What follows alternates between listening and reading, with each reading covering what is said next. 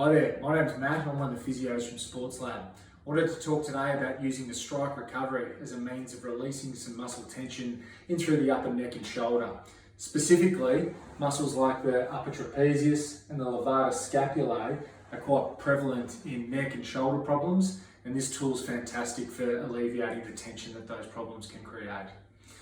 So basically, we want to be using the tool on a fairly low setting, and we want to be targeting those muscle areas in through the top of the shoulder blade through here as they run up into the neck.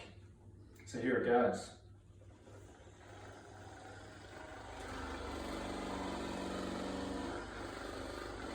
For irritable conditions, we can keep the neck in a neutral position or even bring it towards the side that we're releasing to keep the muscle short. As you start to tolerate the tool better, you can even start to dynamically stretch away to put the muscle on more tension as you work.